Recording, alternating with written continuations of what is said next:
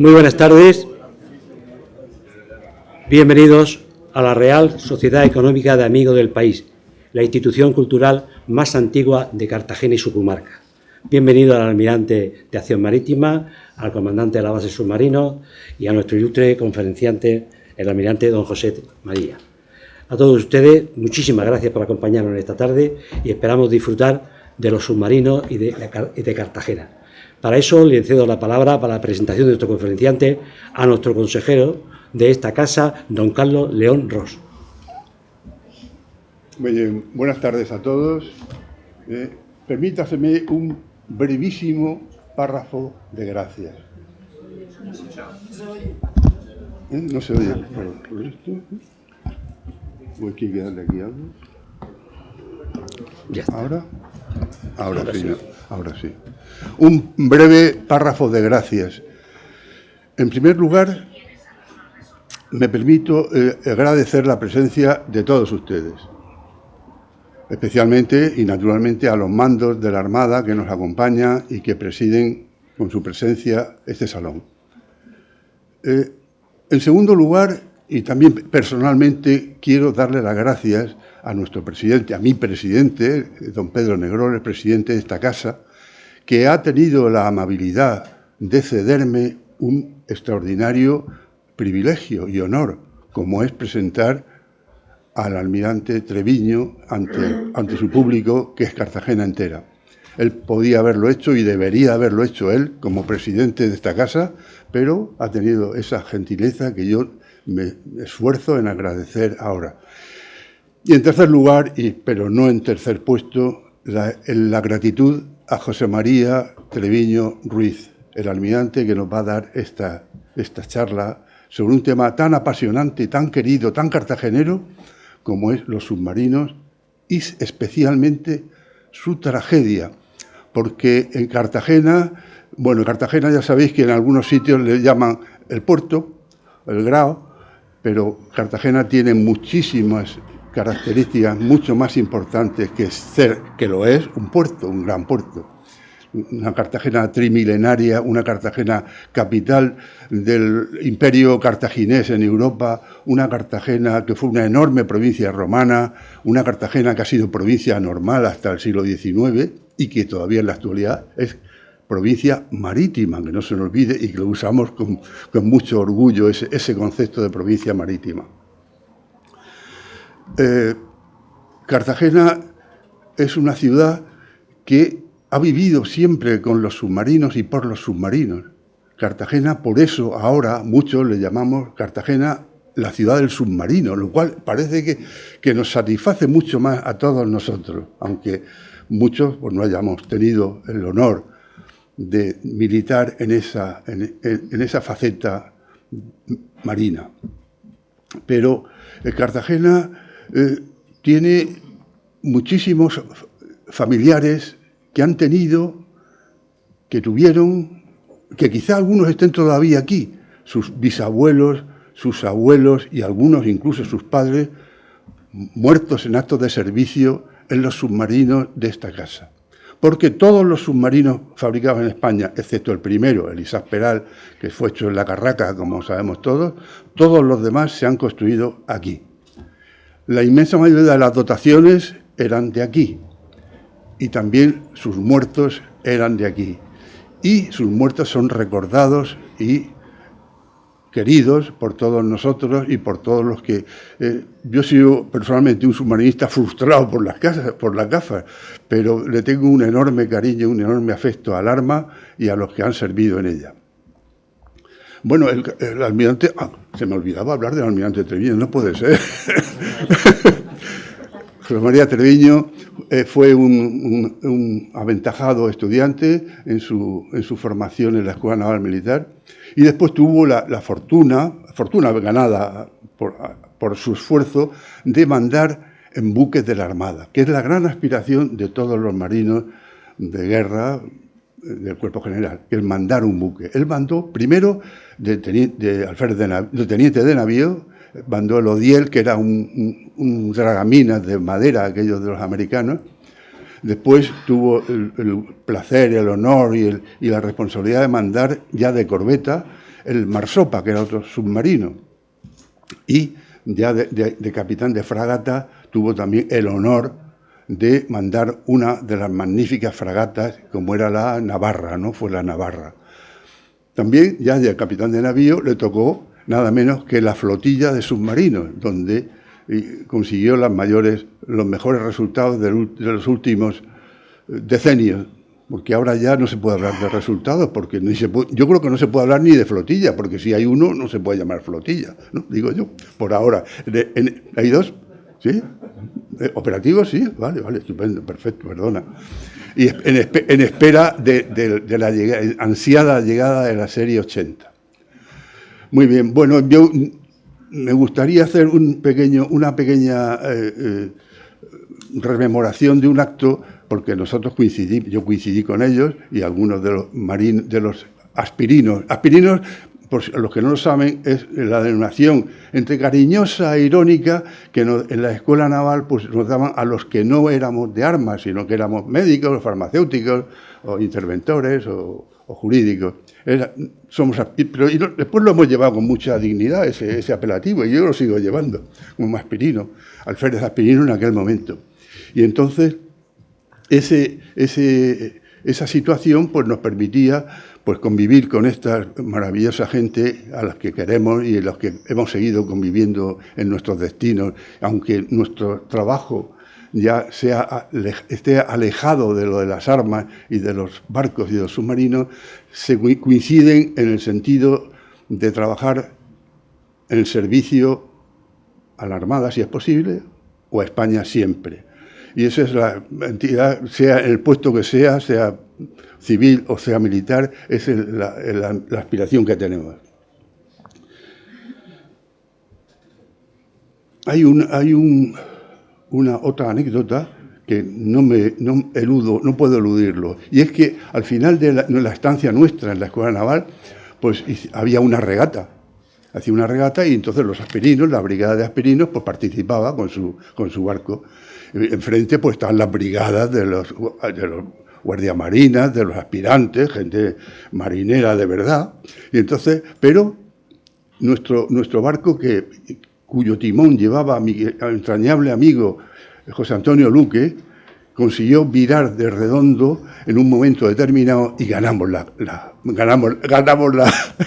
regata. El premio fue una maravillosa tortilla de patatas que nos comimos con fricción. Y bueno, pues, querido, excelentísimo señor almirante José María Treviño Ruiz, es su turno. Se me olvidaba, muchas felicidades por la primera comunión de tu nieto, de vuestro nieto.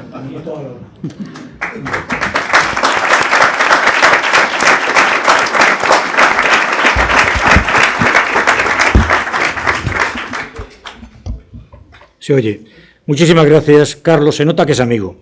Quiero agradecerle también a todos los presentes pues la deferencia de haber venido esta tarde aquí, lo cual me congratula porque no es a mi humilde persona, sino es al arma submarina, que creo que es uno de los pilares de la Armada en Cartagena. Como ha dicho muy bien Carlos, raro es el cartagenero que no tiene algún familiar que ha servido en submarinos. Y agradecer también al almirante de la Fuerza de Acción Marítima y al comandante de la base de submarinos, que espero que no me critiquen luego cuando acabe esta conferencia. Bien, pretendo hacer algo muy difícil, que es sintetizar 100 años del arma submarina y 40 submarinos que son los que hemos tenido. Para ello he hecho este índice. Primero vamos a hablar de los inventores, porque ha habido muchos inventores, no solo Peral. Los primeros submarinos que tuvimos, luego las veces que han entrado los submarinos nuestros en combate, en la guerra del Rif, en la guerra civil, en la Segunda Guerra Mundial, no entraron, pero sí recibimos un submarino de la Segunda Guerra Mundial. La difícil posguerra, luego la ayuda americana, los submarinos franceses y, por último, la gran ilusión del arma submarina, que es el submarino S-80, para acabar con unas conclusiones.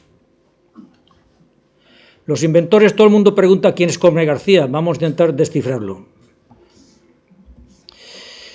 Los nombres de los submarinos tradicionales en las últimas décadas pues, han sido siempre el almirante García de los Reyes, que fue el fundador de la flotilla, luego está Isaac Peral, ese gran genio cartagenero, que luego hablaré detenidamente de él, Seguimos con Narciso Monturiol, que quizás era menos genio y más revolucionario, porque este realmente lo que hizo fue un submarino para coger coral, pero tuvo la gran primicia de inventar el primer submarino con propulsión independiente del aire, ya que por medio de una reacción química creaba vapor y en el ictinio número 2 pues movía la hélice. Tristemente no se conserva ninguno de los dos submarinos porque el ictinio 1, que está en el Museo de las Atarazanas en Barcelona, es una reproducción. Y por último, Cosme García Sáez, que era un señor de Logroño, pero este inventaba absolutamente todo. Y una de las cosas que inventó fue lo que llamaron el garcibuzo, que tristemente los planos que se conservan de él están en archivos franceses. Y he puesto como anécdota pues Sanjurjo Badía, más que todo porque es un vigués que tenía un taller de forja y cuando fue la guerra del 98, movido por su patriotismo, dijo voy a hundir a los americanos. Pero cuando hizo el invento que es este, ya se había acabado la guerra. Pero un invento muy curioso porque tenía hélice, podía llevar minas y bueno, estaba bien pensado. Hablemos ahora de Isaac Peral y Caballero. Para mí la Armada son 4 o 5 nombres. Don Álvaro de Bazán, Marqués de Santa Cruz, que realmente fue el vencedor de Lepanto, porque cuando en Lepanto se ve el ala derecha de los cristianos sobrepasada por los turcos, él, que estaba en la retaguardia, acude y levanta y gana la batalla. Aparte siempre don Juan de Austria, que era el hermano o hijo natural del emperador, pero el genio táctico fue don Álvaro de Bazán. Luego está Jorge Juan, otro genio, y en el siglo XIX para mí el genio desde luego es Isaac Peral y Caballero, digno hijo de Cartagena y que yo creo que no se le han dado todos los honores que se merece, porque este hombre, pensar que una sola persona es capaz de crear un submarino él solo y que funciona, porque fue cuando la gente dice, no, inventó el submarino. No, el submarino está inventado en el primer momento que un señor metió un tronco y lo metió debajo del agua y se metió dentro. Eso es un submarino, aunque no muy primitivo. Él hizo un submarino moderno que funcionaba y además tenía la primicia de ser el primer submarino eléctrico de la historia y el primero que lanzó torpedos en inmersión. En el Colegio Naval, cuando ingresa con 14 años, estudia, era un auténtico monstruo de la ciencia, le llaman el profundo Isaac, porque él estaba prácticamente embelesado siempre en sus libros de matemáticas, física, etcétera, etcétera. ¿Cómo sería que cuando acabó su periplo por las colonias, pues lo nombran profesor de la Escuela de Ampliación de Estudios de la Armada, que es el equivalente a la Escuela de Estudios Superiores actuales, y era profesor de física y química? Bien. Entonces, él presenta el proyecto, viendo un poco que íbamos a la contienda contra los Estados Unidos, gran visión geopolítica, pues dijo, pues voy a hacer un submarino, y se puso a estudiar, presentó sus estudios al ministro de entonces, se lo aprobaron, consiguió los dineros, y hizo un submarino que se votó en el año 88 e hizo las pruebas en el año 89. Las pruebas salieron fenomenal, el submarino funcionaba, llegó a atacar un crucero, ahora lo veremos también, es decir, tenía de todo, pero aquí entra la política. El ministro de entonces, que Dios tenga en el infierno de los submarinistas, Beranger, que había sido 6 veces ministro de Marina con todos los regímenes, es decir, la palabra camaleón se queda corta. Había sido ministro con la Revolución, ministro con Amadeo, ministro con la Reina, ministro con, en fin, con la República, con todos. Pues este hombre le tenía manía a Peral porque Peral se había presentado a diputado por la circunscripción de Jerez y tal, y un hijo suyo también, entonces me lo cargo y así no hay problemas. Bueno, pues después del informe favorable de la comisión que se hizo ad hoc, dijo, sí, muy bien, haremos un segundo submarino, pero usted, Peral, no lo va a mandar. Dijo, ¿cómo? ¿Que yo no mando y no dirijo mi proyecto? Aquí se acaba mi historia. Y pidió la baja a la Armada en el año 91. Esto fue un gran desastre, como veremos después. Tristemente, bueno, como era ingeniero electricista, el equivalente hoy día a ingeniero electromecánico, pues se pone a electrificar Maida España, pero le sale un tumor en el cerebro, se va a Berlín para que lo opere, el mejor cirujano, pero sufre una septicemia y muere de la infección. La Armada, que ha sido siempre agradecida con Isaac Peral, pues le ha dado los nombres al primer submarino que se compra después, que no tenía numeral, él se llamaba A0, luego el C1, el S32 y el actual S81. Y además la base submarino lleva su nombre. Este es el submarino de Peral, que era un submarino, pues vemos que tenía la forma fusiforme, y se diferencia de los actuales en que para subir y cambiar de cota, en lugar de introducir y sacar el agua, tenía 4 hélices, una hélice a proa, otra a popa y las 2 de propulsión. Entonces, con un aparato magnífico que se llama el aparato de profundidades, que actuaba automáticamente. O sea, este era un genio de todo. Entonces, según la inclinación, el aparato de profundidades automáticamente llegaba a la cota, bajaba la cota, hacía de todo. Tristemente, ese aparato, cuando se dio de baja, se destruyó para que nadie pudiera copiarlo. Porque además había un pirata griego-ruso con nacionalidad inglesa que quería comprar los planos del Peral, Basil, y curiosamente el ministro de Marina le dio acceso a los planos, pero Peral dijo que él no vendía ese invento suyo porque el invento era de España, no era suyo. Bien, aquí vemos al Peral, un cuadro precioso, navegando por la bahía de Cádiz. Que el barco navegaba perfectamente y hacía inmersión. Llevaba 600 elementos de batería, como vemos aquí. Tenía un tubo lanzatorpedos y podía llevar 3 torpedos de clase Schwarzkopf y llevaba las 2+2 hélices. El submarino Peral, que gracias a Dios no se desguazó, cosa que hacemos siempre en España con los barcos, aunque sean históricos, esas 600 baterías se pueden ver los soportes en el interior del submarino.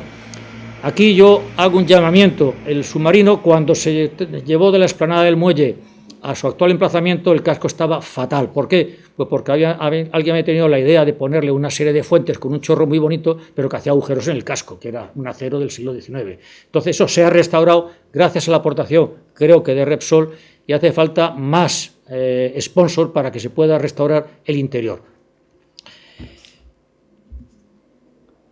Otro invento de Peral era este curioso periscopio. Vemos 4 prismas, esto es muy parecido a los que llevan los carros de combate. Los carros de combate no llevan periscopio, lo que lleva es un prisma que le permite al conductor ver por dónde va el periscopio. Y el aparato de profundidades que se ve ahí que gobernaba perfectamente la cota. Aquí vemos el examen final, que fue el ataque al crucero Cristóbal Colón. Pero claro, le dicen, Cristóbal Colón lo va a atacar de día y se va a acercar, y claro, todo el barco estaba cubriendo vergas para ver al Peral, y claro, cuando este se acerca en inmersión, ahí se ve el periscopio y tal, pero eso, el submarino no ataca nunca de día ni avisando que va a atacar.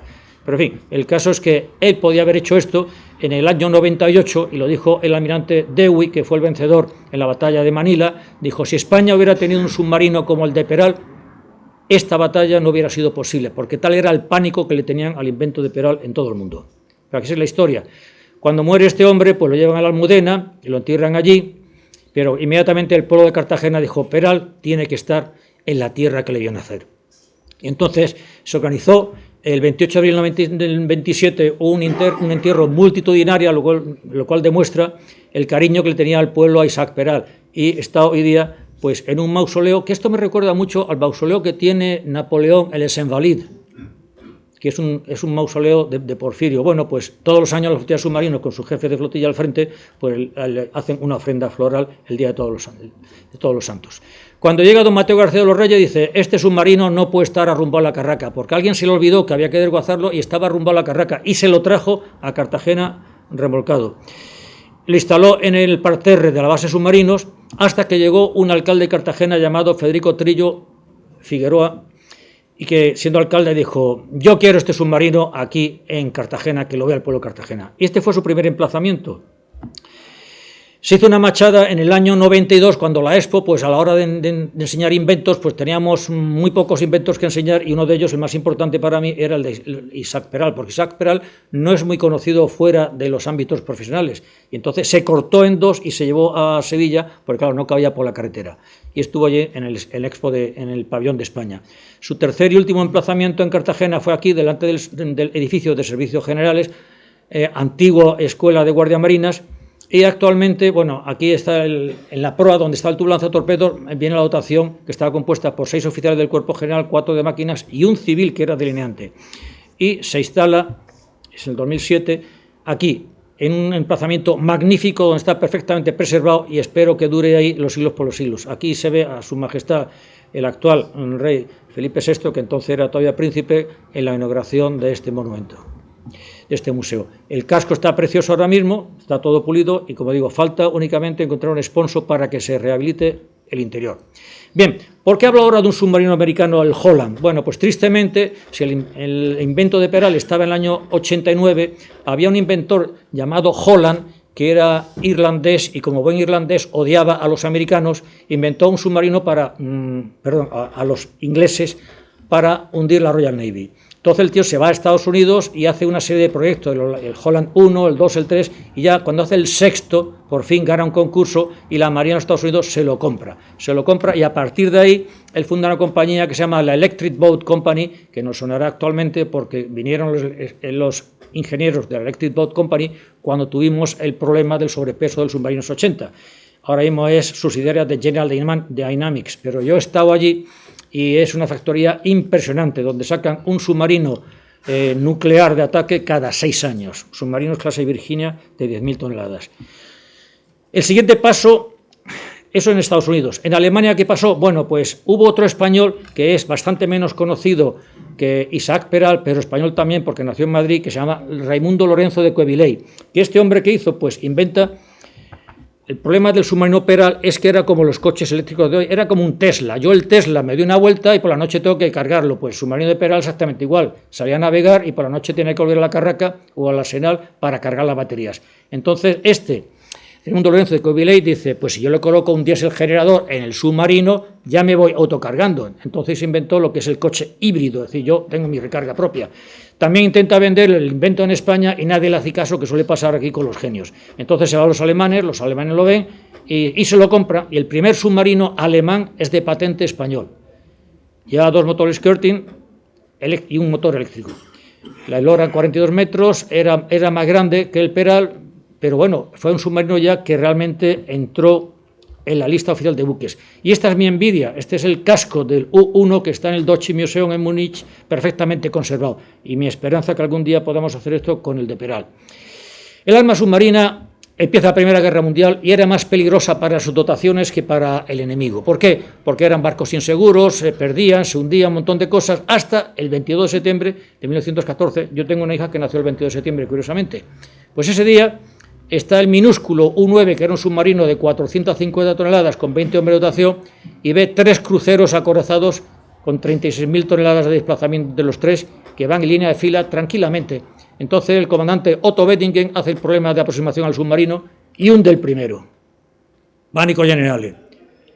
Entonces empieza a hundirse y los barcos que vienen detrás creen que está tocado con una mina y paran con botes para coger a los náufragos. Otto Wettingen no se lo cree, hace el problema de aproximación al segundo y lo hunde. Y el tercero, que ya llegó tarde al reparto de inteligencia, también se para y lo hunde. Bueno, pues este desastre que según Churchill, que era entonces el ministro de Marina, el First Sea Lord, decía que en una hora un barco de 400 toneladas le había causado más bajas a la Royal Navy que tuvo Nelson en todas sus campañas. Este fue el nacimiento del submarino como arma submarina. Aquí vemos el U-9 con todas sus características, un barco pequeñísimo, pero... Y entonces aquí en Madrid se despiertan y se dan cuenta que hay que hacer algo. Entonces el almirante Miranda, ministro de Marina, pues saca la famosa Ley Miranda del 17 de febrero de 1915, en el cual se concede la creación de un servicio submarino y la construcción de 4 submarinos, aunque la Ley Miranda realmente contemplaba 28, pero es el nacimiento y nosotros los submarinistas conmemoramos todos los años la fiesta grande, que es el 17 de febrero. Ya llevamos pues 109 años. Bien. Tristemente, la patria de Isaac Peral pues tiene que ir a Estados Unidos a que le haga un submarino Holland de ese señor, exactamente igual que los submarinos que tenía la Marina de Estados Unidos en esa época, y que además el primer comandante tiene que escaparse porque estaba a punto de estallar la Primera Guerra Mundial para los americanos, que fue en 1917, y tenía miedo de que ese submarino lo embargase y no lo dejara en España, y se escapa en un episodio. Este primer submarino, que se llama Isaac Peral, no lleva numeral y le llamamos A0. Era el tipo Holland 903L y era un barco pues relativamente pequeño. Tenía 600 toneladas, tenía una autonomía grande, en fin, ya era un barco de guerra. Era un barco de guerra, tenía 4 tubos lanzatorpedos y podía lanzar 6 torpedos. Paralelamente, como estaba autorizada por la ley comprar 4 submarinos, se compran 3 submarinos más a Italia, el A1, A2 y A3. Nada que ver con el submarino americano, porque era mucho más pequeño, eran submarinos costeros, tenían popa de balandra, y realmente, bueno, sirvieron mucho para adiestrar las dotaciones, que es un tema importantísimo, al siguiente paso, que fue la construcción de los submarinos clase B. Aquí vemos la llegada a Tarragona de la escuadrilla. Esta escuadrilla ya la mandaba el capitán de corbeta entonces, García de los Reyes, entra en Tarragona y a continuación se va a Cartagena, escoltado por el crucero Extremadura. El submarino A2 Cosme García sufre un accidente estando en Barcelona, donde estaba destacado, y se hunde porque se abre la puerta exterior y cuando quieren cerrar la puerta interior no se dan cuenta que estaba la otra abierta y se hunde el submarino. Afortunadamente era poca agua y 2 grúas consiguen reflotarlo. Fue el primer accidente que tuvo la flotilla de submarinos. A continuación, siempre en los planos de la clase Holland, modelo F-105, se construyen 6 submarinos de la clase B. Entonces ya se funda en España, que era subsidiaria de la clase Vickers, inglesa. Eso tiene un inconveniente, que al ser los ingenieros ingleses, por ejemplo, cuando nos construyen los 3 acorazados clase España, nos hacen los acorazados más chicos del mundo. ¿Por qué? Porque los ingenieros ingleses no quieren que España tenga acorazados que le puedan hacer frente a los acorazados de la Royal Navy, astutamente. Ellos vienen, esta Sociedad Española de Construcción Naval, en la que se viene a Cartagena y en la que empieza a construir estos 6 submarinos. Eran submarinos, y quizás llamarle costeros, aunque podían ser oceánicos también, pero con muy poca autonomía, porque eran de 500 toneladas. Aquí vemos la dotación del B6, que bate el récord de estar 72 horas de inmersión, que entonces era lo máximo. Hay que pensar que en esa época no había purificadores del aire, entonces había uno que respirar el aire contaminado teniendo en cuenta el nivel de CO2, que podía ser peligrosísimo. Aquí vemos el submarino B2 a superficie, vemos que es poca cosa, y empezamos con la Primera Guerra, la Guerra del Rif. En 1921 ocurren los desastres de Anual y Monte Arruit, y entonces hay una serie de guarniciones aisladas por la jarca de Abd el-Krim que hay que socorrer por vía marítima. Entonces, el almirante, el entonces capitán de García de los Reyes, consigue evacuar a la población del Peñón de Vélez de la Gomera. Yo estaba allí, aquello es increíble que podía haber familias, porque en esa época los militares de tierra iban con sus familias porque se iban destacados a lo mejor 6 meses, incluso un año. Y entonces, bajo fuego enemigo, evacua a todos los civiles. Paralelamente, los submarinos B1, B2 y A3 hacen la aguada, porque claro, esta gente no tenía agua, tenía que llevar agua a los islotes, tanto al Peñón de Alhucemas como al de Vélez de la Gomera.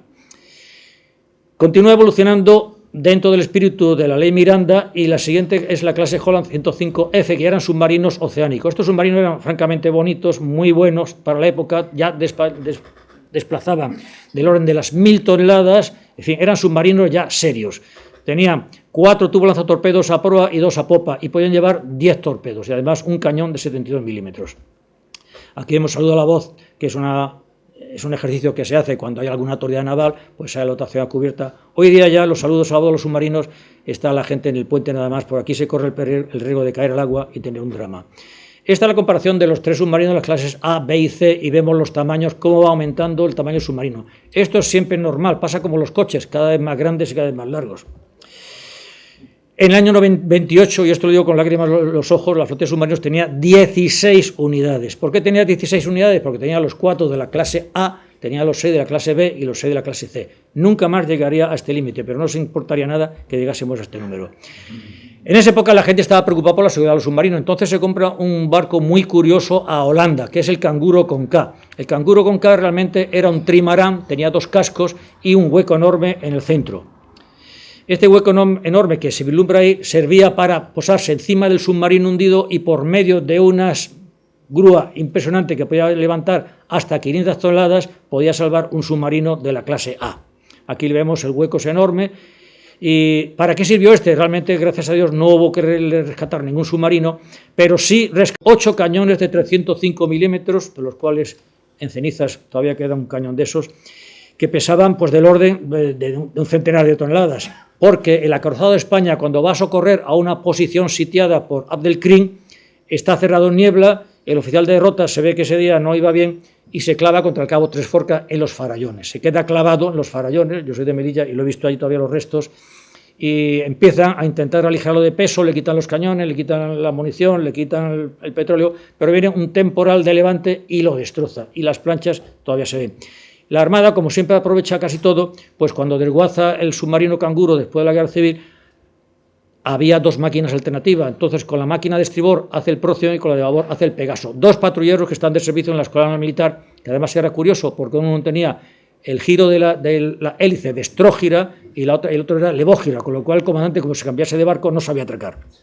Bien, ha dicho Carlos León que todos los submarinos se construyeron en España menos el Peral. Hay otro más. Los alemanes, que estaban viendo que llegaba una Segunda Guerra Mundial rápidamente, pero por el Tratado de Versalles no podían construir submarinos, y es gente muy avispada y que le gusta prever todo, empieza a repartir sus ingenieros navales por todos los astilleros del mundo. Y a España hacen un contrato con Echevarrieta y Larrinaga, que es un astillero que nos suena porque fue el constructor del Juan Sebastián del Cano. Entonces los ingenieros alemanes construyen este barco, que le llaman el E1. ¿Por qué llaman E1? Porque ya la siguiente serie española se llama D, y entonces te ponen el E1. Este submarino, un submarino alemán, funciona muy bien. De hecho, viene el almirante Arnauld de la Perrière, que era el as de la Primera Guerra Mundial, y el capitán de fragata Harald Gross a verlo, que luego veremos que tiene participación en nuestra guerra civil. Lo ofrecen a la Armada, lo llevan a Cartagena. Yo no sé las juntas estas cómo lo hacen, el caso es que dijeron que no. Y entonces los turcos, que no tienen un pelo de tonto, lo compraron ellos y siempre le ponen el nombre de Gür, y siempre ha habido un submarino en la Marina turca con este nombre. Aquí vemos el submarino E1, pues atracando, que tenía muy buena pinta. Y llegamos al triste episodio de la Guerra Civil, año 36-39. Inicialmente se divide la costa española por el Comité de No Intervención, que luego intervenían, ya lo veremos. Hay una zona roja que está en el norte, que ocupa pues prácticamente País Vasco, Asturias, una zona azul, que es la zona roja se la dan al Reino Unido, la zona azul se la dan a Francia y ocupa toda Galicia, una zona verde italiana que ocupa toda la costa catalana, una zona gris a Alemania y una zona verde a Italia. Bien. Empieza la guerra y es el drama de Cartagena. Es el drama de Cartagena, ¿por qué? Porque curiosamente las guarniciones de Ferrol y Cádiz se sublevan, pero Cartagena nunca se subleva. Nunca se subleva y está toda la tropa acuartelada en el arsenal con sus oficiales y tal, y se forma una muchedumbre en las afueras diciendo que están matando a los marineros o algo así. Entonces el almirante del arsenal le entra pánico, abre las puertas, entra la muchedumbre y coge prisionero a todos los oficiales del arsenal. Este pequeño detalle, bueno, cuando llega el Frente Popular, quitan al capitán general, a todos los almirantes, y nombran capitán general de Cartagena a un teniente de navío. Ahí vemos cómo corre el escalafón. Entonces, esto le cuesta la vida al acabar la guerra civil al almirante del arsenal, que además fue inmediatamente despedido por el Frente Popular. No lo mataron, pero lo dejaron fuera. Y le costó la vida al acabar la guerra civil. Bien, entran, se hacen cargo de todos los oficiales y los meten prisioneros en un buque prisión llamado el España número 3. Que el día 15 de agosto, cuando llega el acorazado Jaime I, que había fusilado a todos sus oficiales sin ningún tipo de juicio ni nada, directamente, todos muertos, y antes de entrar en Cartagena hay un avión nacional que larga unas bombas, mata a 2 o 3 marineros y vienen aquí en Cartagena, atracan, se hacen con el mando del España número 3, salen a la mar y asesinan a 350 oficiales de marina por el procedimiento de salir de la sentina, garrotazo en la cabeza, peso en los pies y al agua. Entre ellos se asesinan a 80 oficiales submarinistas. ¿Qué ocurre? Yo lo puedo decir porque he montado una flotilla de submarinos de 8 unidades. Si ahí me da la orden el Estado de la Armada que no cruce un barco del norte de África a la península, yo con 8 submarinos no pasa ni un atún. España tenía 12 submarinos, 12. Y ocurre todo lo contrario. Todo el ejército de África pasa a la península. ¿Por qué? Porque había una clara desmoralización. No había un montón de submarinos sin oficiales y la gente, me acuerdo del primer submarino, según relatan, que salió a la mar, salió sin oficiales, a ver, inmersión y tal, y se va de bola. ¿Por qué? Porque el trimado no lo sabe hacer el que está haciendo de segundo. Sopla los lastres, van para arriba, a ver qué pasa. No, haz bien el trimado. El trimado consiste en que tengo que compensar el peso del submarino con el empuje, y cuando está exactamente igual es cuando puedo hacer inmersión. Se vuelve a ir de bola, la tercera dice la dotación, para adentro, y entonces tienen que rescatar a aquellos oficiales que no han asesinado todavía porque a lo mejor estaban de baja o estaban de permiso, lo que sea, los recuperan y los nombran comandante de los submarinos que quedaban. Muy poquitos oficiales, imagino que sus querencias no estarían bastante. Por ejemplo, el comandante del submarino B6 era el navío Oscar Scharfhausen Quebón, que habían asesinado a su hermano Guillermo unas semanas antes. Este hombre lo mandan al norte y, claro, su deseo no era precisamente andar hundiendo barcos del mando nacional. Cuando está a la altura del Cabo Peñas, manda a hacer inmersión porque avista el remolcador Galicia, él se deja abierto el acústico del puente. El acústico en aquella época era bastante primitivo, es el tubo de órdenes para el timonel, que lógicamente tenía una llave de paso. Si yo dejo abierto esa llave de paso, me entra el agua. Entonces hace inmersión y le entra agua. Superficie, claro, sale en superficie delante del remolcador Galicia, se lían a cañonazos los dos. En ese momento aparece el destructor Velasco y hunde al submarino. Pero felizmente se salvan toda la dotación, excepto 2 que mueren ahogados. Fue el primer submarino que se perdió, el submarino B6, ya en septiembre del 36. Aquí vemos al teniente navío Sánchez Barcastri, que mandaba el remolcador Galicia, también el enfrentamiento de un remolcador contra un submarino, que es un arma de combate, demuestra un valor. Le dieron la Cruz de San Fernando. y el alférez de navío Charles Fausen, que años más tarde sería comandante de la flotilla de submarinos. Bien, pasemos ahora a la siguiente baja. Fue el submarino B5 en Estepona. Este fue durante bastante tiempo un misterio, porque él iba tranquilamente navegando, lo detecta un hidroavión Dornier, mandado por el navío Ruiz de la Puente, le larga una serie de bombas de 50 kilos y lo hunde exactamente igual. El comandante Carlos Barreda de Terry también era adicto al bando nacional. Se corrió la historia de que lo había hundido él, pero yo puedo decir que soy comandante de un submarino, que un comandante no puede hundir un submarino él solo. En primer lugar, porque quiere matar a su dotación. En segundo lugar, que lo están vigilando todos los ojos. Aquí está claro que le cayó una bomba esta y se hundió con 37 hombres. Ya estamos en octubre, segundo submarino perdido en la guerra civil. Vamos al C3. El C3 había fusilado al comandante suyo y se queda de comandante un alférez de navío. Un alférez de navío, Arbona, que con todo mi respeto, claro, no tiene la experiencia de un comandante. Aquí, para ser comandante de un submarino, hace falta haber sido oficial de submarinos, jefe de departamento de submarinos, segundo comandante de submarino y por último comandante. Es decir, una experiencia de prácticamente 10 años. Pues está tranquilamente patrullando delante de Málaga, en superficie y de día, gran error, y se iba pues un submarino alemán de los que estaban vigilando la zona que le habían asignado la operación Úrsula, y ya acababa su comisión. El tío se va y de repente ve que hay un submarino delante de Málaga, el submarino alemán iba en inmersión. Dice, ¿pero qué hace este tío en superficie? Le larga un torpedo G7A, lo parte en dos y lo hunde. Y lo hunde, en este caso, se salvan 3 miembros de dotación. Yo pude hablar con 2 de ellos. Uno de ellos, Isidoro de la Orden, que tenía un restaurante en Cabo de Palos muy conocido, el Cati, y el otro era un marinero que iba a arrojar la basura y en el momento de la explosión salta al agua y se salva. Asensio Lidón. Asensio Lidón me comentaba que tanto Isidoro de la Orden como el Isidoro de la Orden era pescador, estaba de Serviola. Como él, al llegar a Cartagena dijeron que me fusilen, pero yo no me subo a un submarino en lo que me queda de vida. Y efectivamente, no lo subieron más. Pero el submarino se perdió pues con toda la dotación, excepto estos 3. El U-33 y U-34, el 34 estaba mandando por el capitán de corbeta Harald Gross, que es el que fue a la recepción del submarino E1, el GUR que hemos visto antes. Y pasa un mensaje diciendo, a 14-19 horas hemos hundido un submarino de clase C, delante de Málaga. Esto se supo cuando se abrieron los archivos de la Bundesmarine años después. Hasta ese momento se pensaba en una explosión de batería, etcétera, etcétera. Pero años más tarde, con una exploración de nuestro buque Salvamento, se tomó esta fotografía del fondo y se ve al submarino que está partido en 2, justo por delante de la proa de la vela donde incidió el torpedo. Yo tuve la visita de todos los familiares del submarino C3 porque hubo un abogado malagueño que quiso, bajo mi punto de vista, sacar partido de ello. Que se puede sacar, tal, no sé qué. Y yo a los familiares le dije, mire usted, cuando esto haya un torpedo con 250 kilos de explosivo dentro de un cilindro de 40 metros, dentro no queda nada. Y lo poquito que podía quedar después de haber pasado pues 60 años, se lo han comido los peces, los cangrejos, todos. Así que no le saquen los dineros, que esto es lo que hay. Eso sí, pusimos una placa en la capilla de Blas Submarinos diciendo in memoriam de dotaciones que murieron cumpliendo su deber.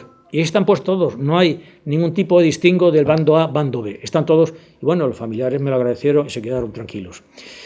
El C5. Este submarino también tiene una historia muy curiosa porque su comandante era el capitán de corbeta de Lara, Dorda. Bueno, pues este hombre igual, creo que estaba en su casa rebajado porque había tenido rotura de un brazo, algo así, algo me contaron y no lo habían asesinado. Lo recuperan y lo nombran comandante del C5, pero le ponen un jefe del comité político, que era teóricamente el que más mandaba, una cosa que es una machada, en un barco tiene que mandar el comandante del submarino. Bien, pues este comité lo llevaba al pobre frito. De hecho, quiere también cargárselo porque ven en cierta ocasión al acorazado España, él hace el ataque, lo hace mal, en fin, tenía problemas. Están en la campaña del norte, tiene su sede en Portugalete, el gobierno vasco intenta hacerse con el submarino, ese día está de guardia el marinero Ramón Cayuelas, y Ramón Cayuelas, un pobre marinero que está de guardia y le vienen unos genízaros armados de metralletas y de todo, se hace con el submarino, al final lo devuelven, pero a Ramón Cayuelas, el presidente del comité político considera que no es leal y lo deja en tierra llorando porque era un chaval joven con su petate en el muelle el día 31 de diciembre de 1936. Esa noche se hunde el submarino. Y lo único que sabemos de él es que se vio una mancha muy grande, y de aceite. Claro, hay un problema que es el mantenimiento. Cuando empieza la guerra, el mantenimiento decae claramente de los submarinos. El submarino es un barco muy delicado y muy complicado, y el mantenimiento había que hacerlo en Cartagena, los demás sitios no sabía. Este llevaba ya meses fuera de su base y cualquier fallo en un submarino supone la muerte, que es lo que queremos todo lo que hizo. El capitán de corbeta de Lara, Muñoz Delgado, además había tenido la gran aventura profesional de que sufrió un ataque por carga del destructor Velasco y lo avería y se queda en el fondo a 80 metros. Hay que pensar que la cota era mucho menos, era del orden de los 60 metros. Y él, consiguiendo achicar todo el barco con toda dotación y le quedaba aire para soplar una sola vez, consigue sacar el submarino a la superficie, el cual demostraba su profesionalidad y que no tenía ningún interés en cargarse a su dotación. Y bueno, pues esta es la historia. Tenemos aquí descendiente del capitán de corbeta y bueno, pues fue un gran profesional que murió cumpliendo con su deber. El C6 fue una historia distinta porque tuvo varios comandantes y también sufre el ataque de varios buques en el Cantábrico. Al final no había oficiales del cuerpo general y nombran de comandante a un capitán de la Marina Mercante. No contentos con ello, el capitán de la Marina Mercante, por lo visto, tampoco cumplía todas las expectativas y nombran a un comandante soviético, Iván Burmistrov. Ya fue el desastre, porque además la gente se resistía a que lo mandara un ruso, etcétera, etcétera. Total, que la aviación nacional lo hunde en el Musel. Vamos, lo hunde no. La aviación lo avería y la dotación, que no tenía muchas ganas de ir hasta Cartagena para que repararan, lo hunden en las afueras del Musel, en Gijón. Hay un hecho curioso, que es el submarino C4, que luego hablaremos de él, que en esa época Mahón estaba en mando del Frente Popular, al mando del Frente Popular, y se hace un primer correo submarino que va desde Barcelona hasta Mahón para llevar las cartas. Años más tarde, ese correo lo repetiría el submarino S-74, mandado por el capitán de corbeta Olivo, tristemente asesinado por la ETA cuando era capitán de fragata en Madrid. Bien, el bando nacional no tenía ningún submarino, pues ya he dicho que los 12 submarinos habían quedado en el poder del Frente Popular. 8 estaban en Cartagena y 4 estaban en Mahón.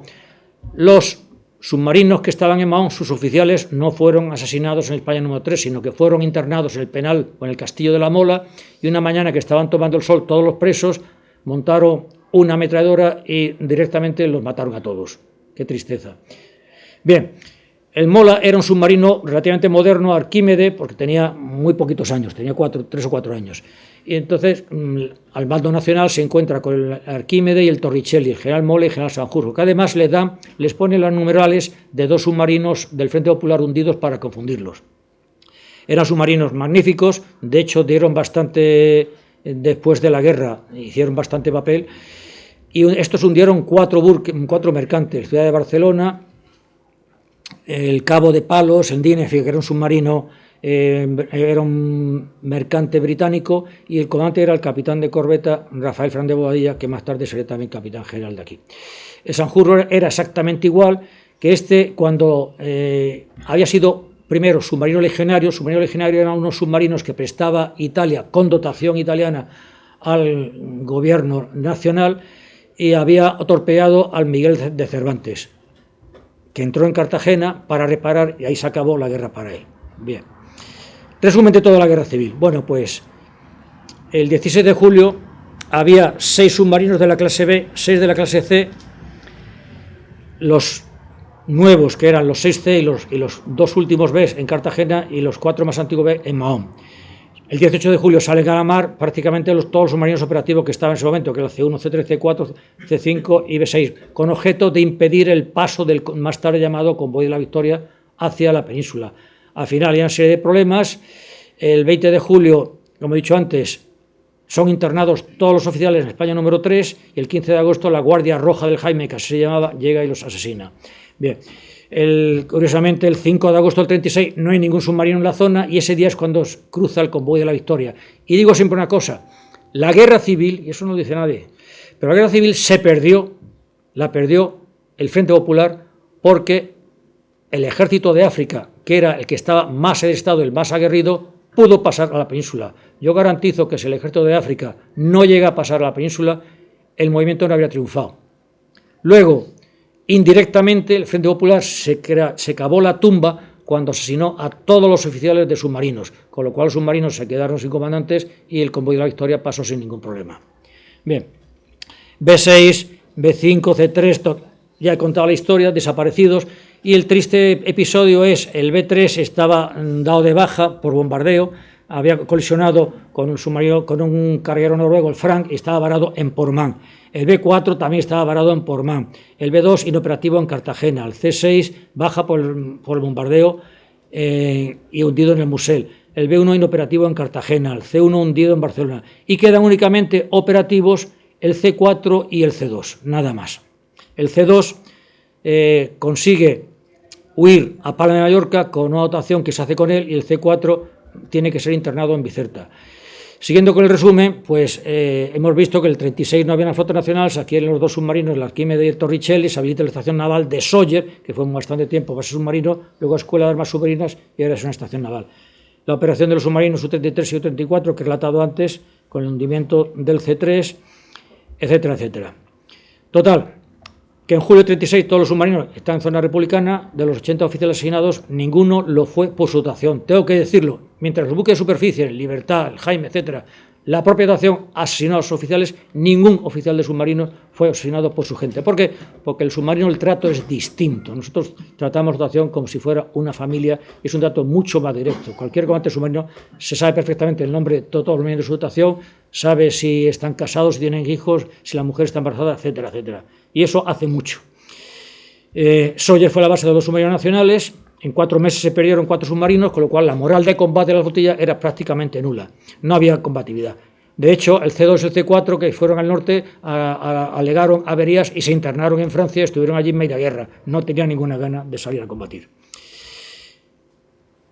Avanza el tiempo, ya se había iniciado un tercer programa de submarinos, hemos hablado de los B, de los C, ahora el D. El D es un proyecto propio nacional, del que era entonces el director de la Sociedad Española de Construcción Naval, don Áureo Fernández Ávila.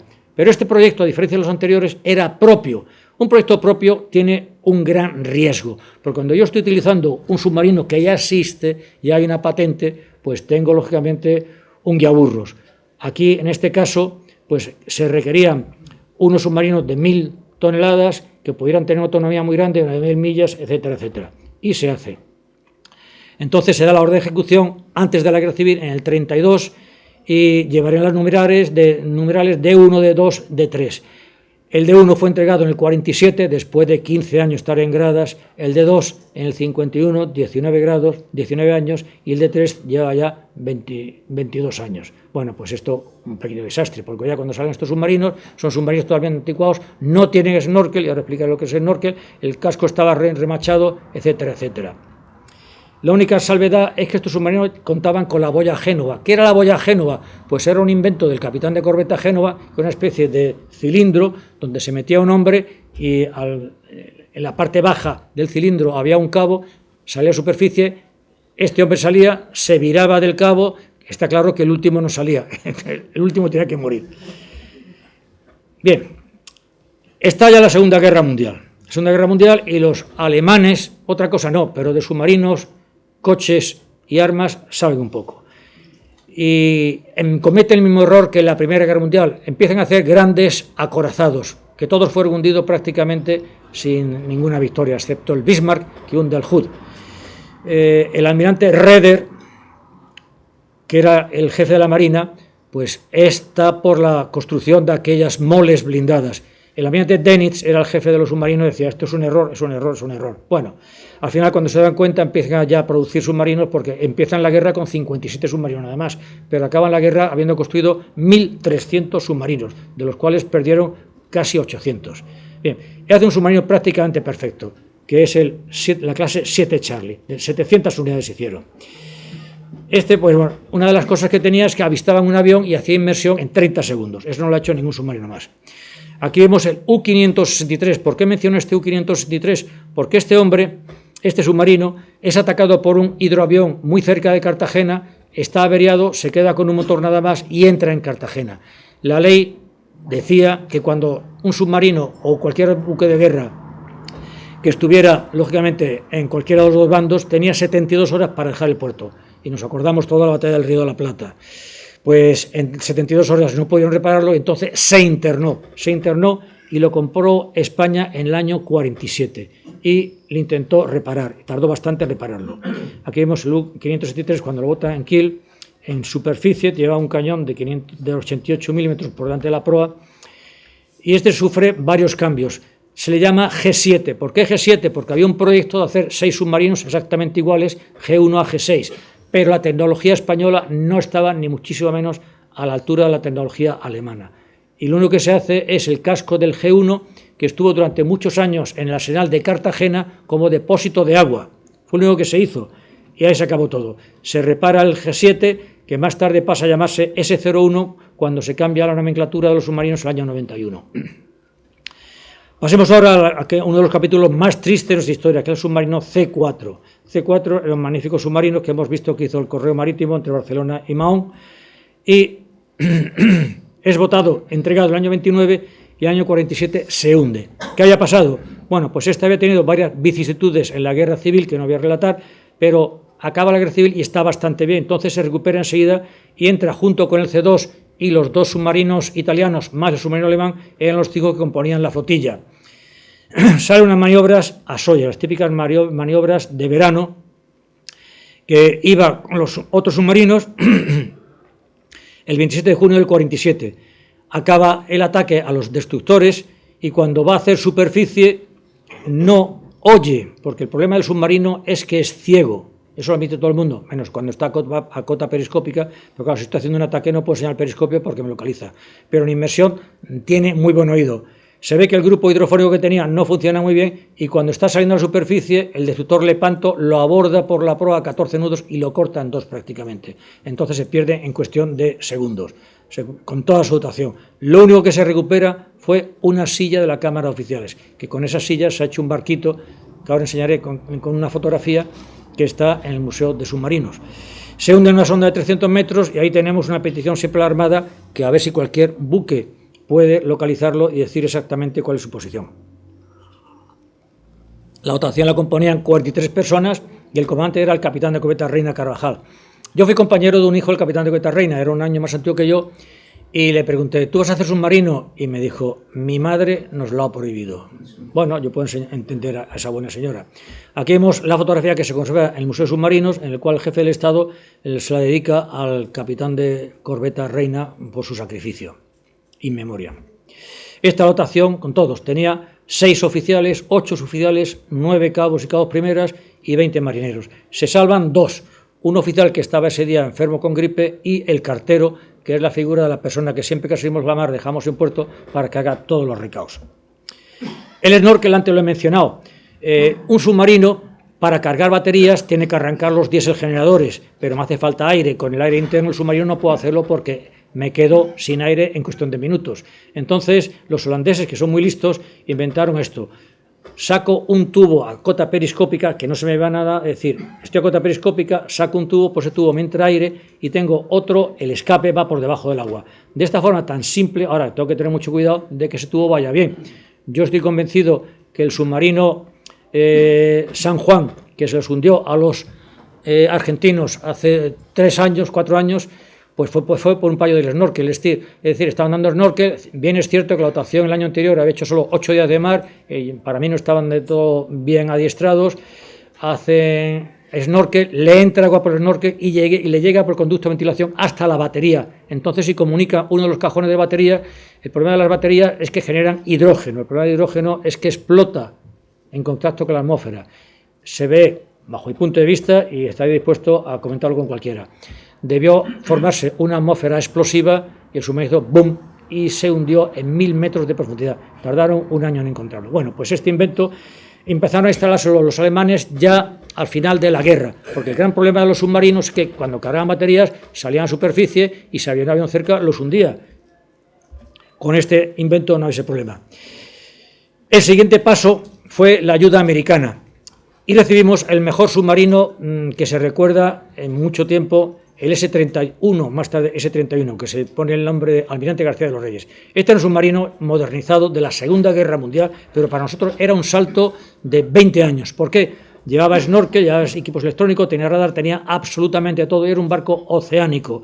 Nos lo entregan en Hawái, viene a España en el año 58 y estuvo prácticamente pues 20 y tantos años sirviendo en la flotilla. Y fue escuela de todos. Yo cuando hice el curso de submarinos salí a la mar cantidad de veces en el 71 porque en esa época todavía no habían llegado todos los submarinos americanos, empezaban a llegar y los danneses estaban en periodo de ejecución y de los anteriores se habían desguazado.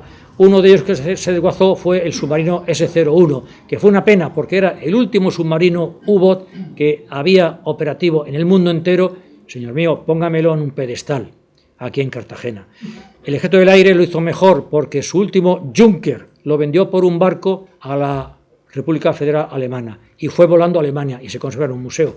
¿Qué cuesta eso? En fin, aquí no cuidamos esos extremos. Aquí vemos a la García de los Reyes que fue a hacer un overhaul a Estados Unidos cruzando por debajo del puente de Verrazzano. Una serie de alemanes que huyeron de Alemania, ingenieros y tal, pues se metieron en un proyecto para hacer submarinos enanos de ataque, que este era un concepto que existía antiguamente. Estos submarinos teóricamente se podían introducir dentro de un puerto y hacer una escabechina. Entonces el ingeniero alemán Erich Wolfrecht hace este submarino llamado Foca, que tenía solo una eslora de 13 metros, desplazaba 18 toneladas, y este nos dio un montón de susto. Me acuerdo una de las veces que dijeron, le dieron iba 2 personas nada más, el comandante y el jefe de máquinas, le dieron el pésame a la familia, porque el submarino había salido y no había hecho inmersión. ¿Qué le pasaba? Se había clavado en el fango del fondo, y no había forma que de notar saliera, no salía, y de repente, Virgen del Carmen, pues salió, y se quedó ahí. Ahora mismo estos 2 submarinos, felizmente, no se han desguazado. Uno está en la estación naval de Mahón y otro está en un parterre en la base de submarinos. El siguiente proyecto fue el Tiburón, exactamente igual. Era un proyecto de la clase Hai alemán. Este llevaba los torpedos dentro del submarino. Pues estos nunca llegaron a estar de alta. Los Focas sí, pero estos no. Se hicieron también varios experimentos. Tenían un gran problema con las baterías. Llevaban 2 torpedos interiores GSTA o GST. El GST es que era eléctrico y no dejaba estela. Y llegamos a la época dorada de los Guppy. Guppy era la sigla de Greater and the Power Propulsion Pulse System, que eran los submarinos de la clase Balao, que los modernizaron totalmente, les quitaron parte del equipo que no interesaba y los llenaron de equipos electrónicos por todos lados. En guerra electrónica eran de lo mejor que había. Y fueron el S-32, S-73, S-74 y S-35. Yo hice el curso submarino en esa época. Claro, pasamos de que todos los años había un curso para 3 oficiales y en mi promoción fuimos 9 oficiales. ¿Por qué? Porque teníamos ya el puesto asegurado. De hecho, de los 9 que fuimos, 7 pudieron ser segundos comandantes y 5 fueron comandantes. Hoy día es dificilísimo, porque hay una promoción y nada más que uno puede ser segundo, uno puede ser comandante, 1 o 2, y es complicado. Bien, estos ya eran barcos que habían combatido en la Segunda Guerra Mundial y habían hundido barcos japoneses. Eran los años 80, bueno, pues se consiguieron que funcionasen perfectamente 10-15 años después. El primero de ellos era el USS Ronquil, que aquí está, antes de ser modernizado, que tenía un aspecto totalmente distinto. Eran barcos de 2.500 toneladas, barcos muy grandes y comodísimos. Yo cuando pasé del S-34 al S-61 Delfín se me saltaban las lágrimas, porque yo en el 74 tenía cama, tenía ducha, tenía aire acondicionado, y en el 61 no tenía nada de eso. Por ejemplo, estaban los barcos atracados en la base, en las fosas, y dentro de los submarinos americanos hacía frío. Los submarinos franceses no podías arrancar el aire acondicionado en las fosas porque saltaba la seguridad, y muchas veces en la mar había problemas. Por ejemplo, hubo un submarino pakistaní, el Angor, que era de la clase Dabneh. Esa clase de Dabneh hundió una fragata India, Kukri, y la noche antes se pasó el submarino toda la noche en superficie reparando el aire acondicionado para el día siguiente atacar. O sea, una cosa increíble. Bien, el S-32 tenía además el hito de haber sido submarino nuclear en una película de Rock Hudson, Estación Polar Zebra, en 1968. Aquí vemos el 33, le llaman el Chepas porque tenía esta forma, que este era un submarino magnífico de comunicaciones, porque lo utilizaban de submarino Pickett en el Pacífico, pero aquí hubo un problema. ¿Por qué? Porque cuando lleva muy poco tiempo en la flotilla, de hecho, vemos que ha estado 3 años operativo. Ahora, cuando tiene que dar snorkel, estos submarinos llevan snorkel húmedo, eso quiere decir que el agua entraba hasta el diésel. Entonces, antes de dar snorkel, había que purgar esa batería. El suboficial que dio snorkel no purgó la batería, arrancó el diésel y salieron las vedas por el costado. El comandante dijo, preparar segundo diésel, exactamente igual, y ya cuando le quedaba un diésel nada más, dijo, para puerto. Llegamos a puerto, la reparación era carísima y el submarino se dio de baja. El S-34, en el cual tuve el honor de estar 2 años tirado, un barco magnífico, nos inflamos de navegar, eran barcos oceánicos, nada más que hay que ver la altura que tenía el puente. Aquí vemos la dotación, el joven teniente de navío que se ve a la derecha de la foto es el abajo firmante con bastantes años menos. En el centro está el capitán de corbeta Cuquerella, que tiene hijos en la Armada, el capitán de corbeta Couce, segundo comandante, que también tiene hijos en la Armada, es decir, da alegría y da pena ver esto. Bien, el último submarino que se dio fue el S-35, y ahí había tantos submarinos y tan poca gente que pidieron alumnos voluntarios y yo me ofrecí.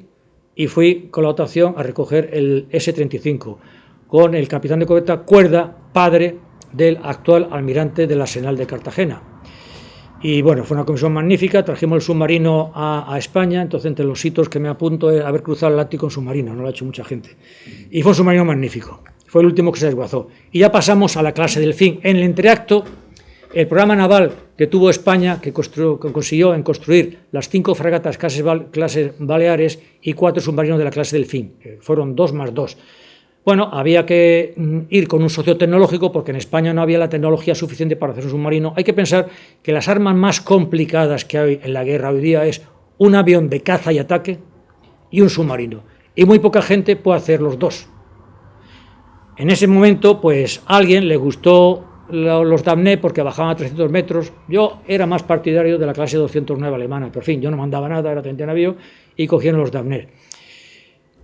Tristemente, esta clase de Damné, que tuvo 25 unidades vendidas a 4 naciones, pues 2 submarinos se perdieron con toda su dotación, el Minerva y el Eurídice, en tiempo de paz, y no hay exactamente muchos datos. Claro, cuando embarcabas un Damné ibas un poco con los pelos de punta, y era que por lo visto tenía un defecto, que es que los timones de buceo a bajar se quedaban trincados y no recuperabas, te quedaban trincados, te ibas para abajo y te reí que te vi. De hecho, el S-64, cuando hace sus pruebas de mar, antes de entregarlo, tiene una entrada de agua por el aire acondicionado y de 300 metros se soplan todos los lastres y el barco sube arriba con 40 grados de escora. Si hubiera tenido 45 grados, posiblemente habría dado la fuerza. Es decir, que eran submarinos que la gente tenía que reaccionar como monos. De hecho, una de las cosas muy buenas que se dio en la flotilla, en la escuela submarino, fue instalar unos simuladores donde venía la gente de visita y se quedaba admirada de ver cómo funcionaba la gente. Y cuento otra anécdota. Cuando el S-74 le toca hacer una gran carena, luego veremos la fecha exacta, pues baja también a cota 300 metros y de repente hay una no vía de agua, sino una fuga de agua. Pero la fuga de agua le da justo al timonel, que no ve nada y además tapa los manómetros. Y entonces el comandante manda relaciones lógicas, 30 subir, avante 5, etcétera, etcétera. Y el chaval el timonel, llevó el barco exactamente con 30 grados. Le dijeron, ¿tú cómo lo sabías si no veías el kilómetro? Decía, porque yo he hecho este ejercicio centenares de veces y por la presión del respaldo del asiento sé la inclinación que tengo. Eso es preparación.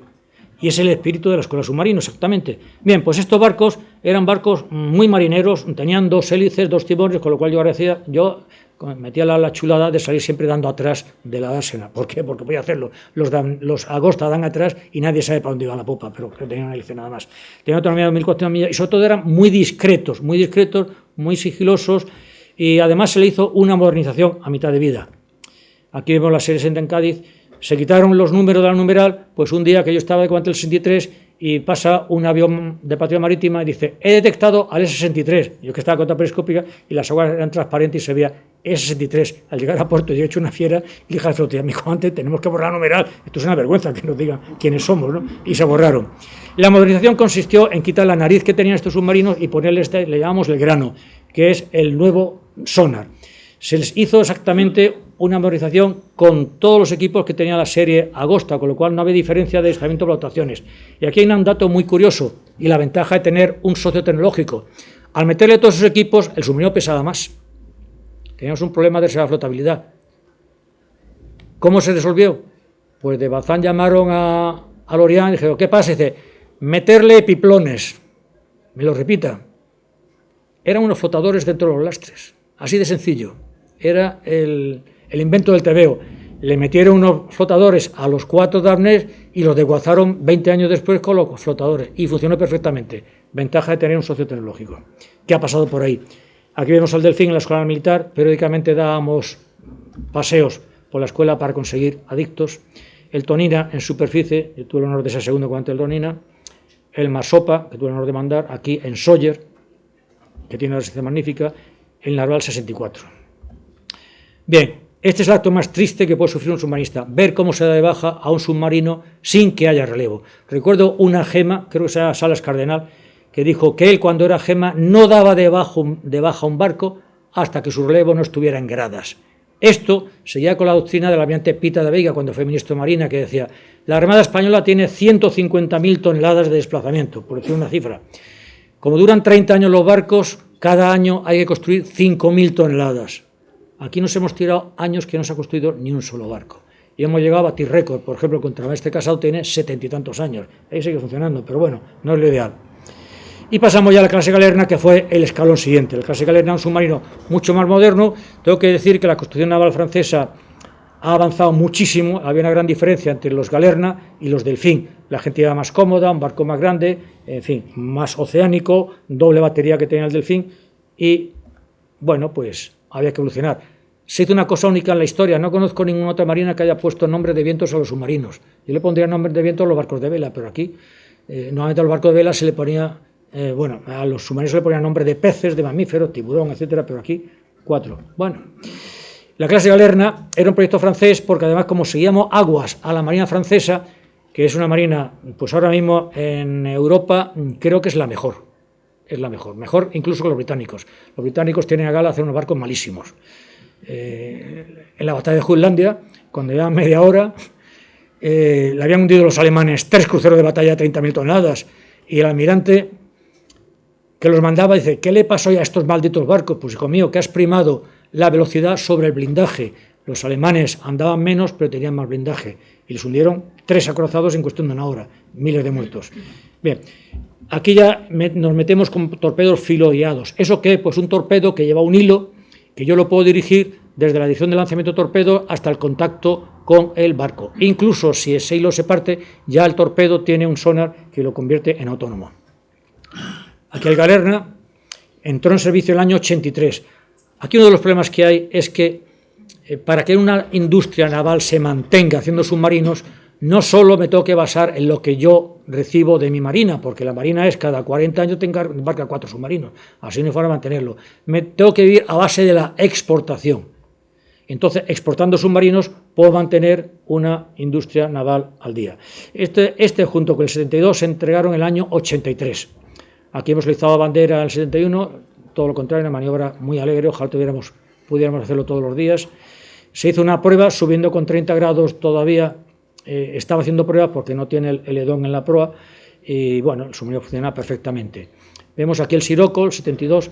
Este barco tuvo un episodio de vida bastante accidentado. Cuando lo mandaba el capitán de corbeta Llopis, se fue de patrulla al Atlántico, a las Islas Canarias. Los submarinos, cuando están en inmersión, su única forma de orientarse es por la carta de sondas, una carta de sondas que hay especial de submarinos que son confidenciales. Pero claro, cuando te alejas mucho de la costa no existe esa carta de sonda. Y en ese momento el submarino iba en Avante 3 y el comandante dijo: estaba gastando mucha batería, manda Avante 2, ¡bum! Y en ese momento chocó con el Duro Continente. Pero ¿cómo puede chocar con el Duro Continente? Estaban a 200 metros, muy fácil. Había una serie de picachos en el Atlántico que no están perfectamente reflejados en la carta, porque en las cartas normales eso no lo pone.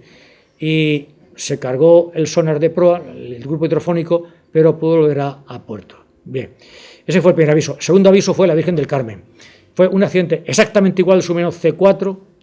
Yo estaba mandando el Marsopa, estoy saliendo de dique y veo que viene el 72 en superficie con toda la dotación encubierta, que eso está prohibido, y tenía el periscopio doblado y la vela desmochada. ¿Qué había pasado? El comandante ese día tenía un cases a las 8 de la mañana con el destructor Valdés. Y entonces nosotros lo que hacemos siempre salíamos por la mañana, a las 7 cargas batería, a las 8 está entero, y ya estás a cota periscópica cargando baterías, enlazas con el barco se queda tranquilo y te haces el cases. Este lo había hecho al revés, había salido la noche anterior, carga baterías a las 6 de la mañana, a las 7 está a tope y se queda en inversión. Sale el destructor, empieza a llamar al submarino, nadie contesta, de los nervios y tal, empieza a dar vueltas y ya cuando el comandante decide subir a cota periscópica, a ver, Sona, ¿qué contacto tenemos? Mercante alejándose, turbinas. ¿Alguien más? No, mi comandante. No era un mercante, era el destructor, alejándose y eran turbinas. El destructor se aleja y da la vuelta. No llevaba el sonar en marcha, otro fallo. Y entonces el bulbo del domo en la proa, pues enmascara el ruido de las hélices. Oficial de guardia, pincha tú, Jaime. Luego llegaría a ser a Gema, Jaime. Pincha y cuando empieza a salir la botella del periscopio, solo le da tiempo a decir, cuidado, al do, el destructor Valdés embiste la vela y lo manda a 30 metros de profundidad. Felizmente, la vela no forma parte del casco resistente, entonces le destroza la vela, entonces el 30 metros el comandante manda rápidamente comprobar estanquidad del submarino, el submarino estaba estanco y cuando se aleja el destructor sube para arriba. El destructor sufrió una vía de agua pequeñita producida por el periscopio que realmente hace un poco de fleje, pero ese día, como digo, estuvo la Virgen del Carmen a tope porque habíamos tenido 70 desaparecidos. Entró y estuvo bastante tiempo en obra porque había que pedir periscopio, etcétera, etcétera, pero bueno, pudo contarlo. El Mistral S-73, que es un barco que quizás se desguazó un poco antes de tiempo. El Tramontana, que ha sido el último que se ha dado de baja y es el que tuvo la entrada de agua y que el timonel supo resolver perfectamente. Y esta es la flotilla que yo manduve, como dice el otro, mandé en el año 2000, que puedo decir que en febrero del año 2000 yo tuve 7 submarinos en la mar haciendo ejercicios y operaciones y el octavo estaba atracado en puerto por si fallaba alguno de los 7 y no falló ninguno. Eso que indicaba magnífico mantenimiento, magnífico adiestramiento. Y ya, tristemente, pues empezamos para abajo. Para mantenerse, como he dicho antes, una industria de submarinos, pues tienes que hacer más submarinos, no solo los tuyos propios. Entonces se hace pues una especie de convenio con la Dirección de Construcciones Navales francesa que es muy positivo. ¿Por qué? Porque la DCN exportaba bastante. Y como quiere exportar submarinos a Chile, y en este país hablamos español, aunque unos no quieran, pues le venía muy bien tener un socio hispanoparlante. Entonces se le venden 2 submarinos a Chile. 2 submarinos que se construyen, curiosamente, la parte de popa se construye en Navantia, Cartagena, y la parte de proa se construye en Francia. Y luego se ensamblan, uno en Cartagena y otro en Francia. Bueno, salen bien estos y tal, y como salen bien, pues se hacen 2, el Carrera y el O'Higgins, que tienen base en Talcahuano, ahí en Chile.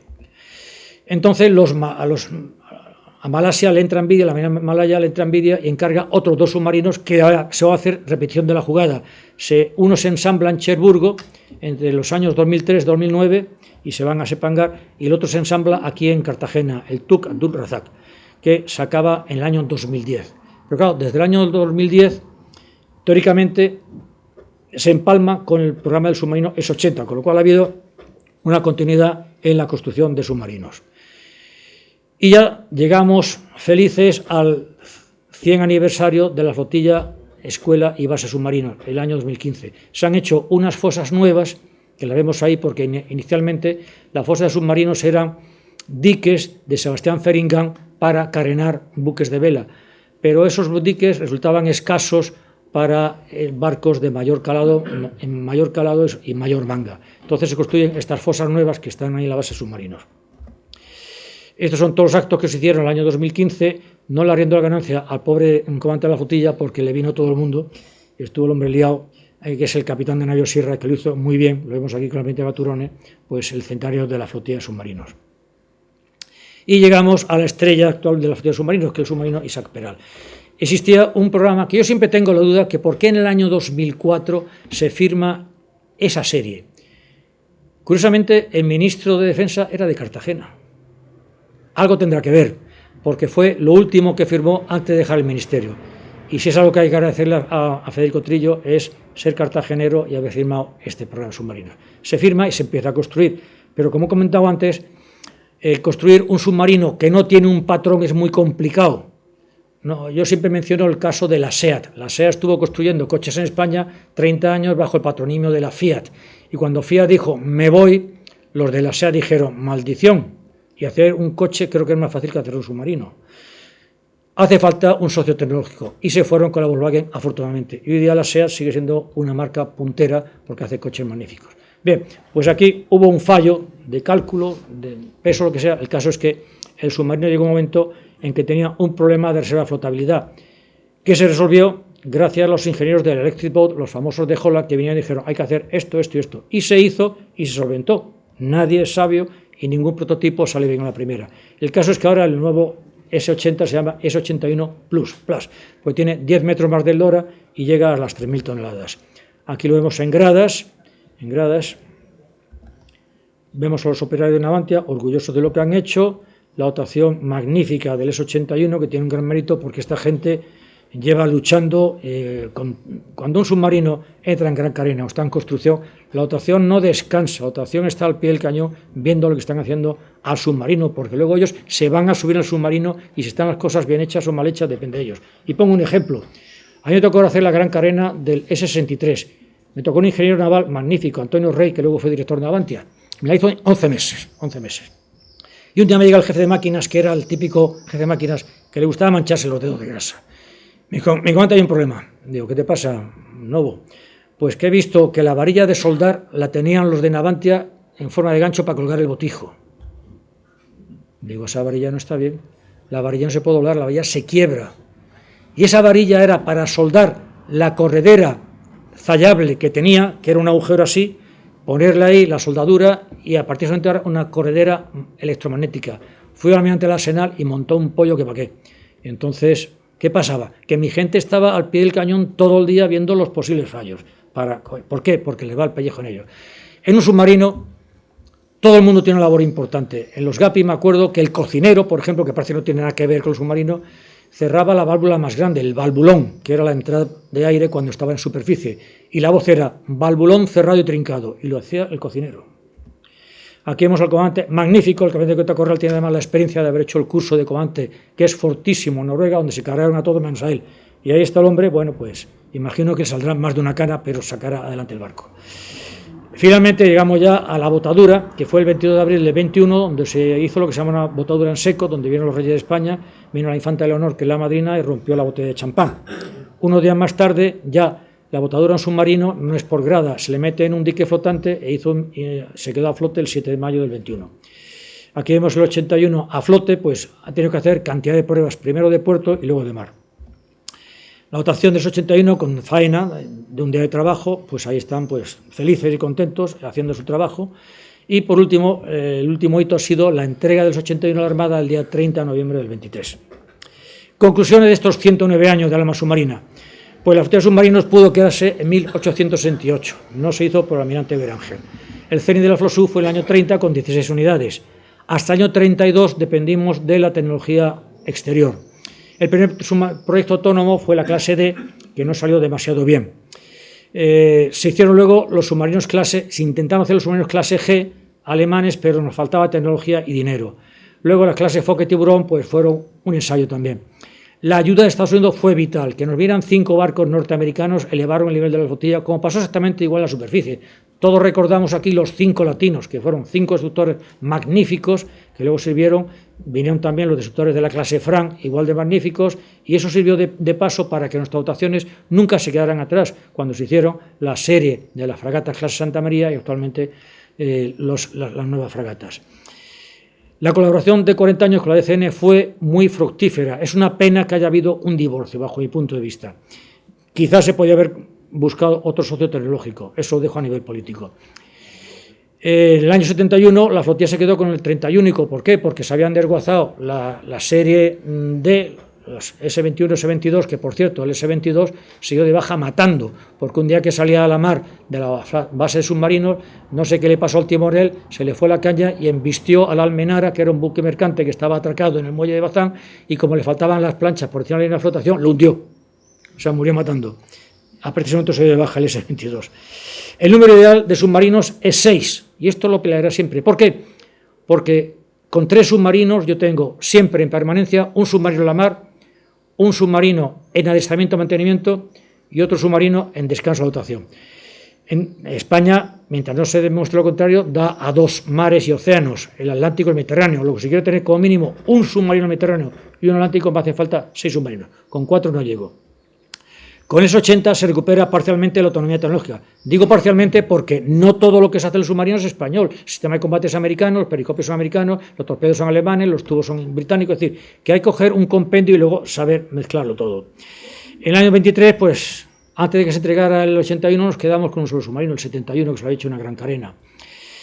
El Peral fue entregado fue votado en el 21, en el 23 se encargó y los siguientes, el 82 se espera que entre o se entregue en el año 25, irá sin propulsión independiente del aire, y los dos siguientes, el 83-84, vayan con este sistema.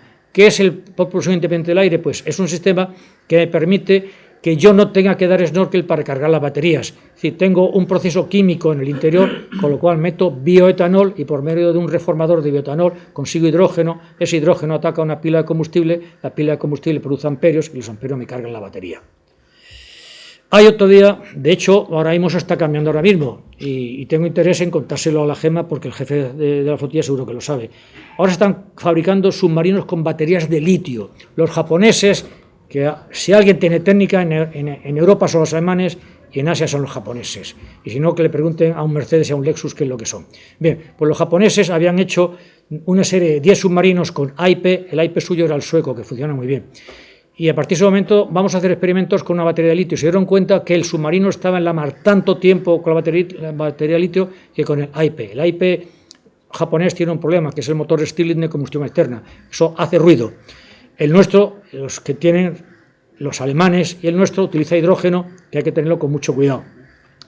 Y los franceses acaban de sacar un Scorpion con batería de litio. Además, quiero recordar que Navantia, cuando entró en el concurso para proveer de un submarino a Holanda, concurso que se lo han llevado los franceses, ofreció el S-80 con batería de litio. Entonces sería interesante ver la posibilidad, porque tampoco es muy difícil, quito la batería de ácido sulfúrico que tenemos actualmente y reemplazarla por una de litio. No creo que fuera combinado, costará un dinerito, pero bueno, es lo que hay.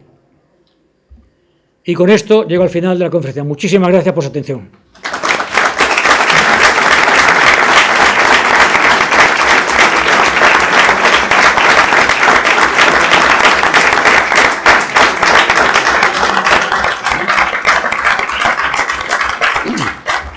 Creo que todos tenemos que felicitar y agradecer la magnífica conferencia sobre la historia de los submarinos de España que esta noche aquí, como un lujo, nos ha ofrecido el almirante José María Triviño.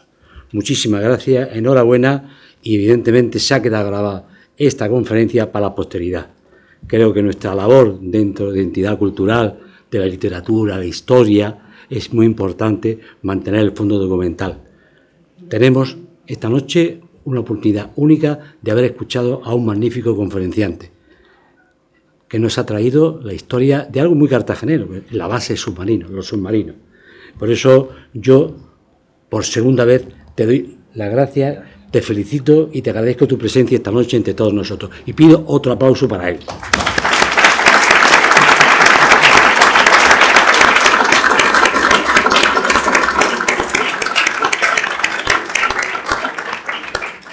Queremos entregarle, en nombre de la Real Sociedad Económica Amigos del País, un recuerdo de haber pasado por esta su casa, la casa de todos los cartageneros. Y vamos a entregarle... Sí, vamos a ponernos delante. Sí, está amable.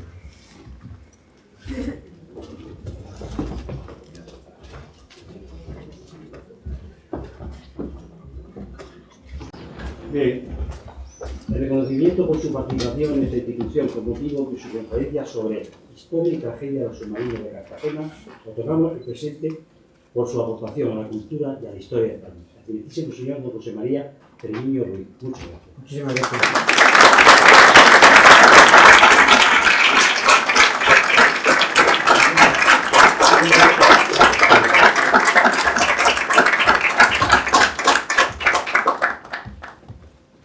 Y a todos ustedes, muchísimas gracias por su generosidad y por habernos acompañado esta noche. Por la Marina y por España.